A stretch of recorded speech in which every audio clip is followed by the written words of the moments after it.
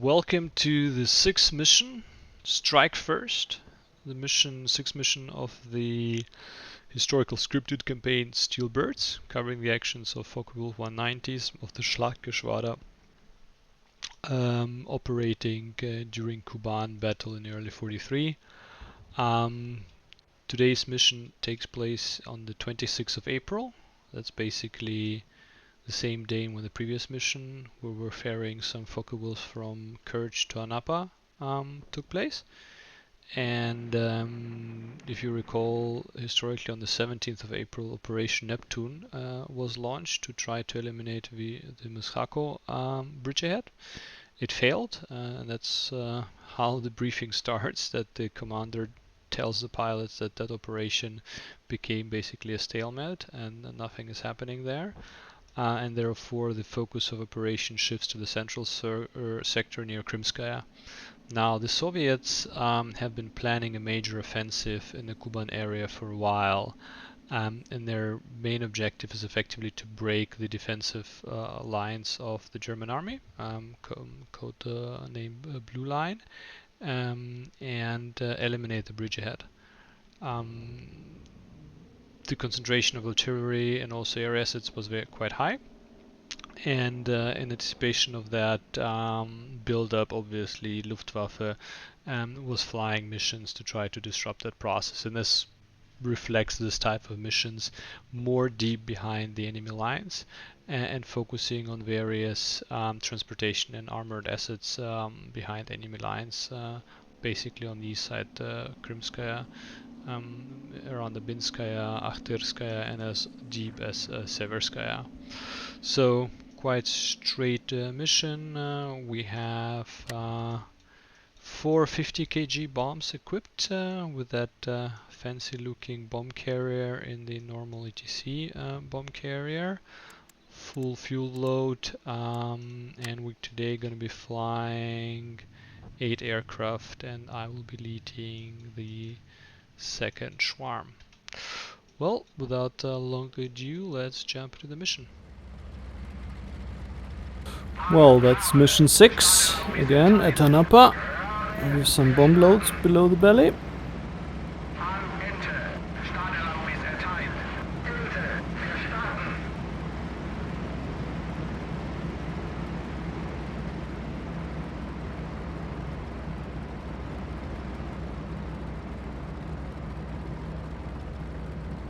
Some bombers launching to our right.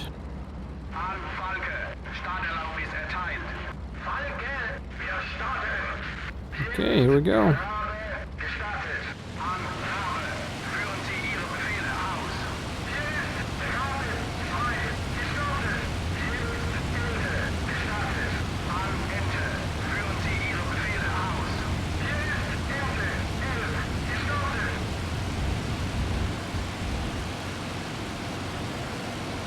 Yeah, really see and feel the difference of launching with bombs due to increased weight and air resistance. A bit harder than the last mission where we were flying a clean Focke-Wulf 190.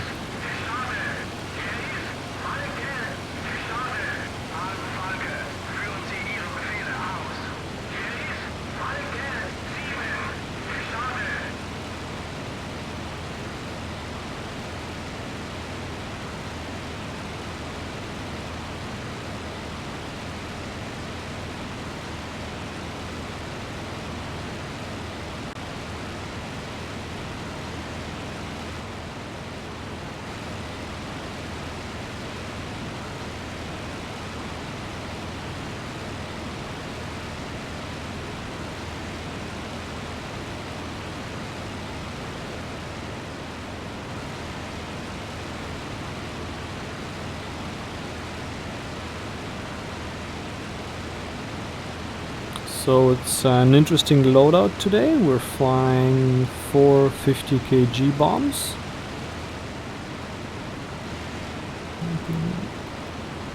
My wingman's catch up, we can probably show you how it looks below the belly.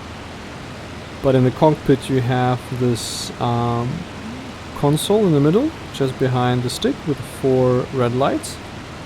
These demonstrate the 4 bombs which are attached to the belly. and in this variant of Focke-Wulf you could only drop them one by one, so every press of the button will drop one bomb. In later strike modifications they had a more elaborate system, and where you could actually select how and what sequence you want to drop them, and obviously that modification U-17 also had the underwing carriers for the bombs. Yeah, now you can see it, the bombs are actually attached to you know, like a platform, a rigid structure. Yeah, you can see it now quite well. And it was actually called ER4, and was basically stuck into the normal ETC carrier. So when 250 or 500 kg bombs are equipped, they just get slugged into that universal carrier the Germans were using. But if you want to carry 450 kg bombs, you need to put the bombs themselves on a carrier, and that carrier would then be slugged into the ETC. Now, you know, as you already see, that carrier has both mass and is quite a high air resistance. When you're equipped with it and you have 4 bombs, you could lose almost, you know, 70 to 80 kilometers per hour in maximum speed, so like a huge amount of air drag. Now, when you drop the bombs, actually the air drag remains. It's a quite substantial one. Depending on how you test it, I think 30 to 40 kilometers. I can actually change in specifications.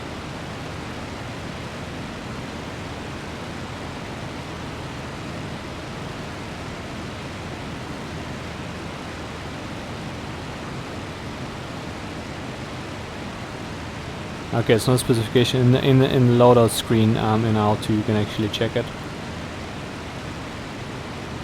So yeah, you lose a lot of speed, and you know, the question comes: did they actually do it in reality? Well, in reality, no. You would control the drop of your bomb. Yeah, you can see that carrier now. You would control the drop of your bombs through the bomb drop, right? But you were able to jettison the carrier separately after you dropped the bomb. So that was the usual approach, how you were able to, you know, after the mission, get rid of almost the full drag penalty. So the only thing remaining would be the normal carrier, that kind of the middle fin, but not that kind of trapezoid looking thingy which actually carrying the 550 kg bombs. Now, interestingly, the functionality to drop ammunition containers or carriers isn't there with American planes. So if you have a P-47, you have rockets, you fire the rockets, you can then jettison the rocket tubes. So the functionality is there, but it never has been implemented for the Focke-Wulf. So for that mission we're gonna stuck with that carrier even after we drop the bombs, unfortunately. Actually, you can see the red handle down there to the left of the pressure indicator, and it says in German Rumpflast. That actually, if you pull it in a real plane, would drop everything which hangs on you, and most importantly that ER4 carrier for those bombs. So yeah, that was a small lecture on the various stuff you can slug below your Focke-Wulf. Now the 500 kg bomb and 250 kg bomb, we spoke of that before at length. You just slug it below. Now again, for this mission, I guess a more appropriate weapon would have been again the Abwurf container, basically the German variant of cluster bombs. But I guess that's the best next thing. Small caliber bombs, if you want to attack soft targets and you do it in a group, that's probably would cover a larger area.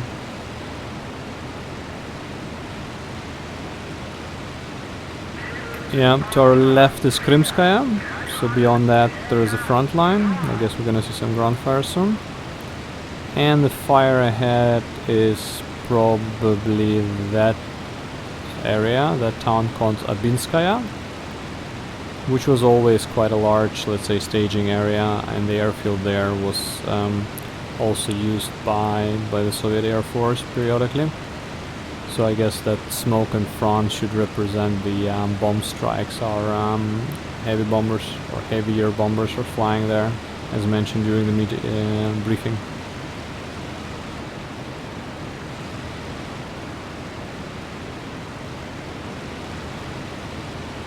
There we go, the front line is always eliminated.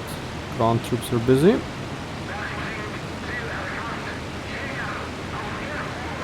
There seems to be some air combat at our 10 to 11 o'clock. And there we see our bomber boys. Shooting at the Soviet fighters on top of them. Let's speed up a bit.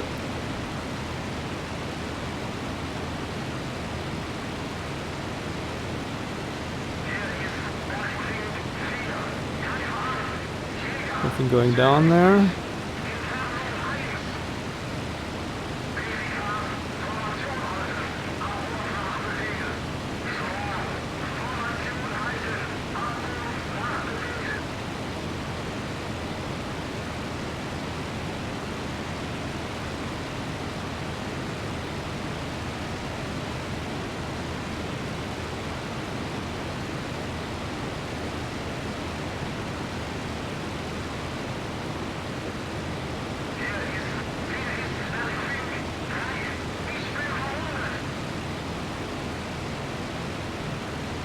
That looks like a Spitfire.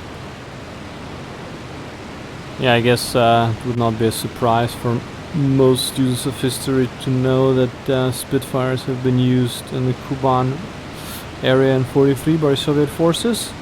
Lend-Lease Mark V B variants, kindly provided by the British Allies.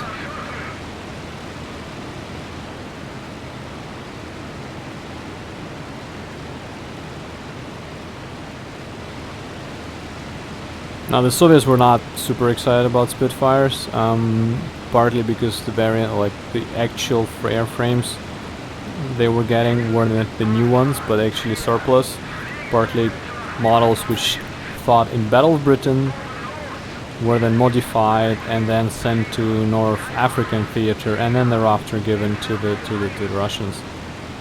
And so I guess it was not only the performance of the type, but the quality and remaining life. Getting some heavy flak there. That's where the flag guns are. Oh, here we go! Well done! These are some good hits there. Well done, boys.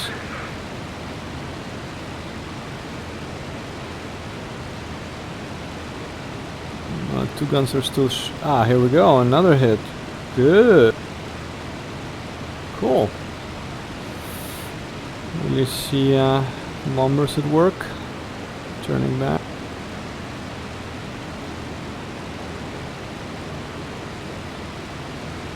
Okay, there's a train down there.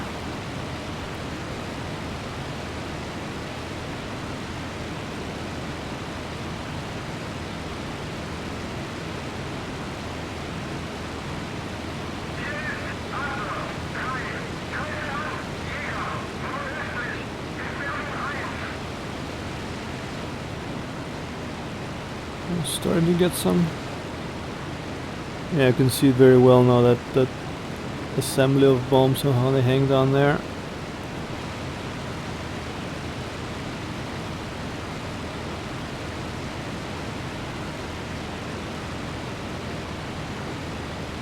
Do some slight maneuvering to avoid flak.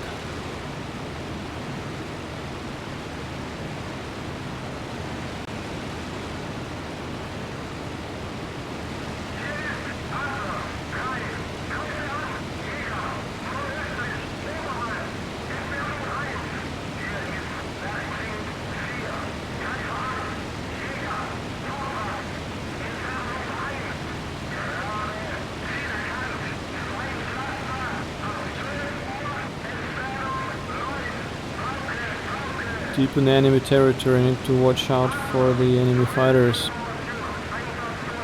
I see one struggler, probably a Soviet fighter, damaged during the combat.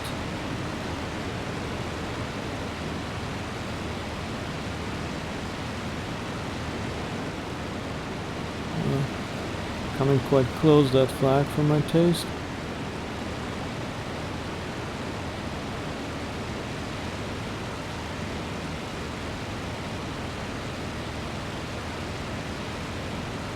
That seems to have been bombed already.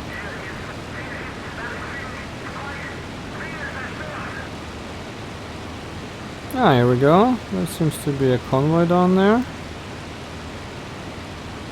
Okay, so the first groups go down there, and I guess we're gonna continue all the way to Severskaya.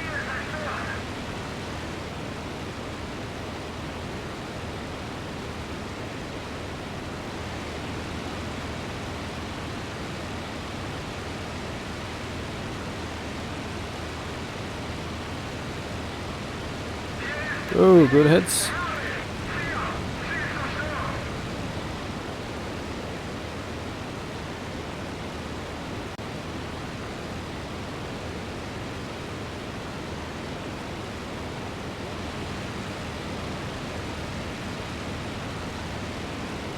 Well, let them strafe that, and we're gonna continue toward our target.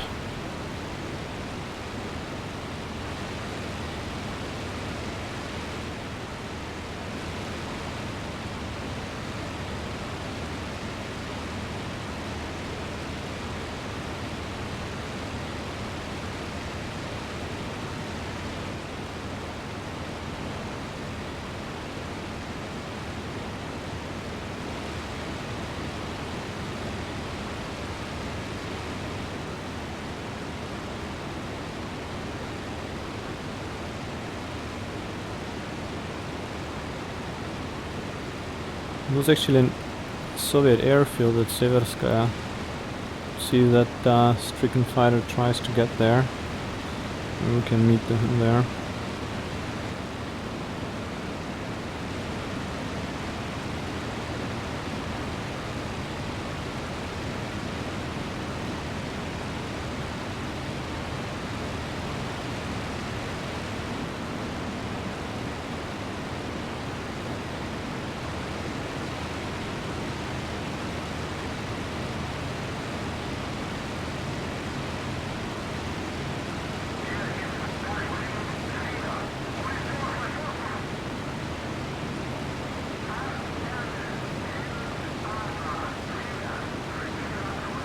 That's interesting. What's that? It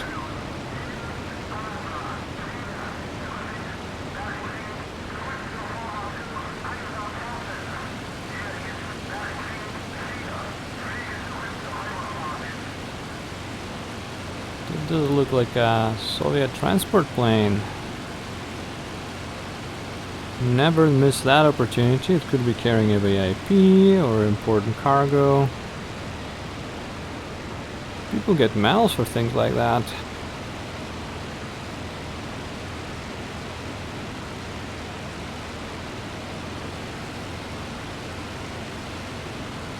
Obviously, we want to commit any war crimes.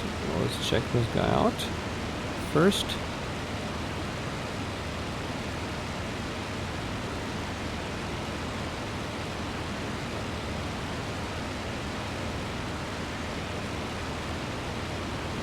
Yep, it's a red star. I don't see any red cross markings, so it's a fair trade here.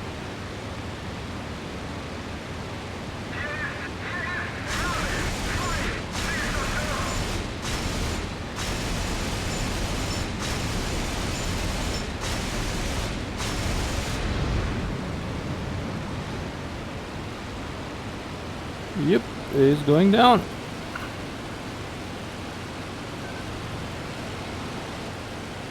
Don't worry guys, I'm not gonna bail on our mission. Yeah, it's quite interesting. I mean, things happen like this all the time.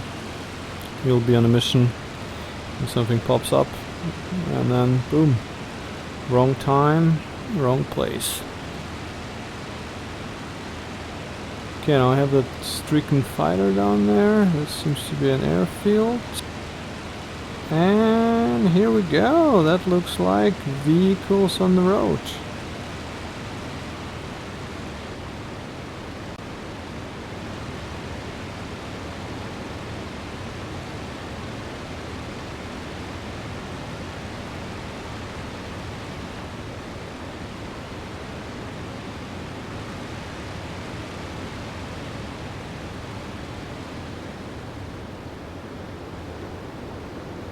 I don't know what the eye is doing. I'm going for a dive here.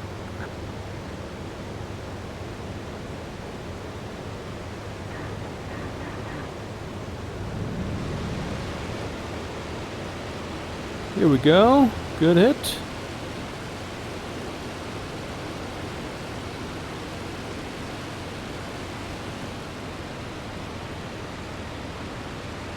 Looks like some planes landing.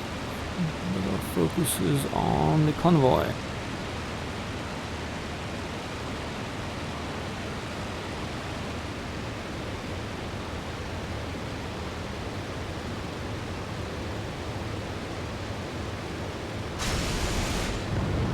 Woo! That was a fuel tank. Oh, looks like Po-2 biplanes. Well, I'm gonna attack those. There's at least a minimum degree of sportsmanship I have.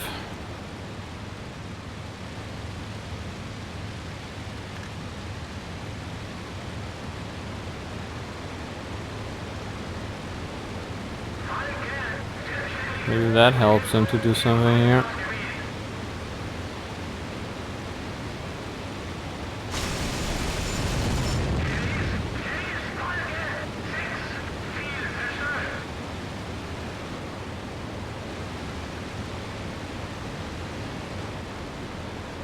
That was a close explosion.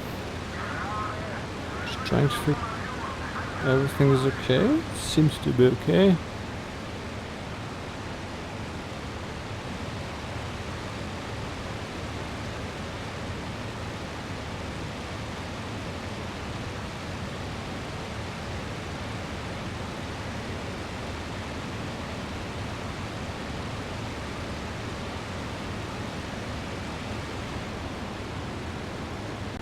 Mental note, don't fly too close to a fuel tank when it explodes.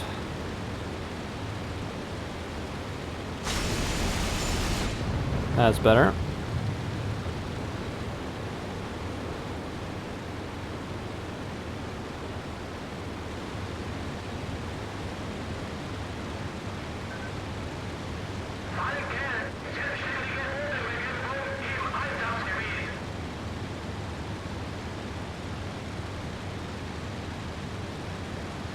Oh, I think that's one of the damaged planes.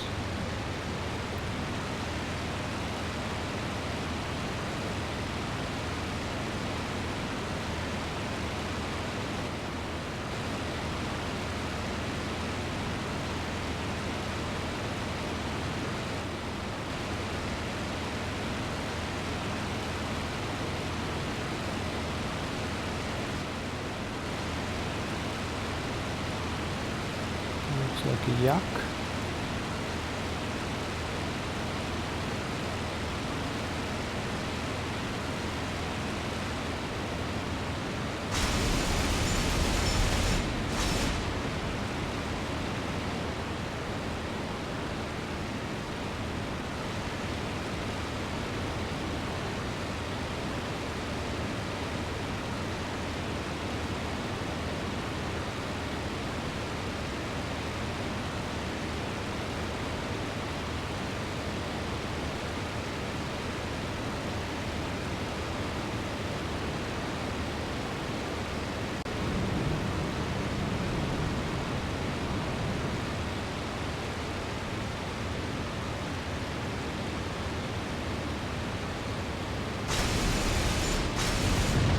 Boom.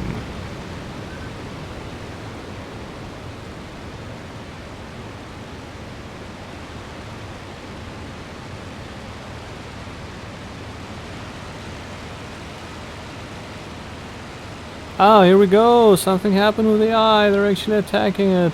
Nice.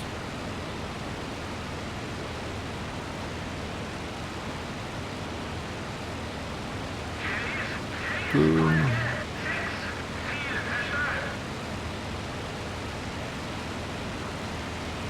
I don't know what they seem to believe they have destroyed, but yeah.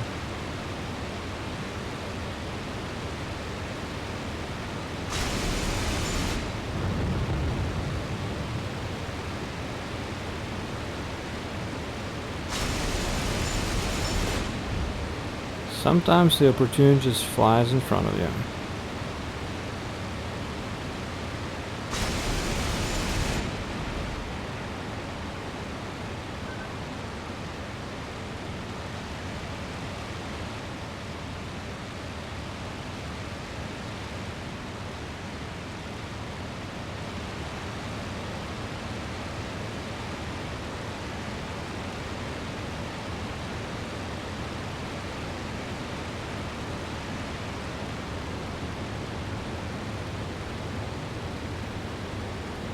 Well, I guess our job is done here. Let's head back in the strafe A train we saw.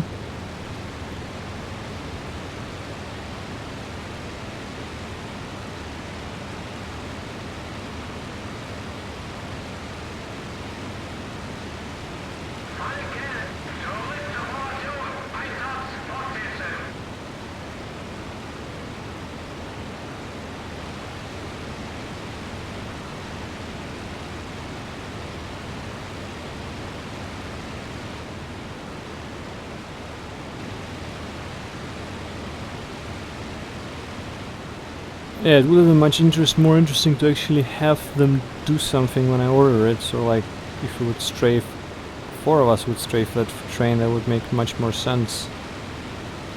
But I guess that doesn't really work with them. Yeah, and you see this, the ER4 is still hanging below the belly of that plane.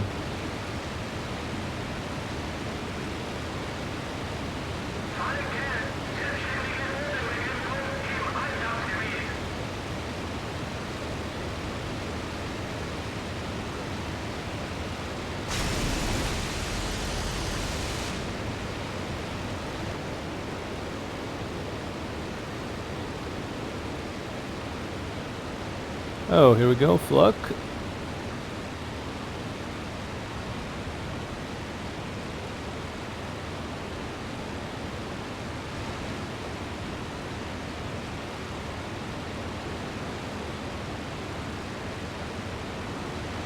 I'm confused around the AI.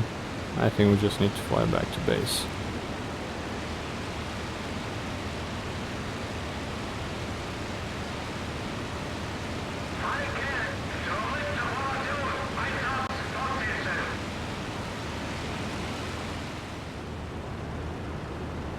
So arriving here back at Anapa, gonna go straight for landing. It's quite a long mission.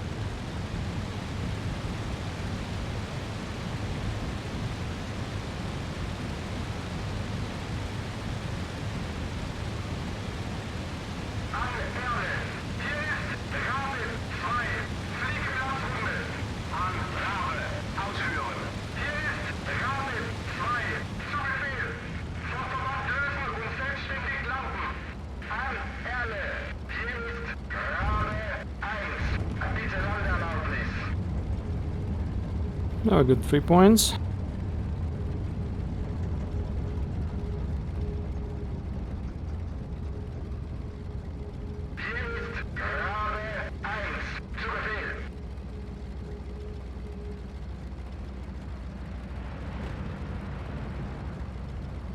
Okay, that was mission number 6 in the playthrough for the historical scripted campaign. I hope you enjoyed the video. Please leave the feedback below and subscribe if you like the content, and we see each other in the next mission. Thank you guys.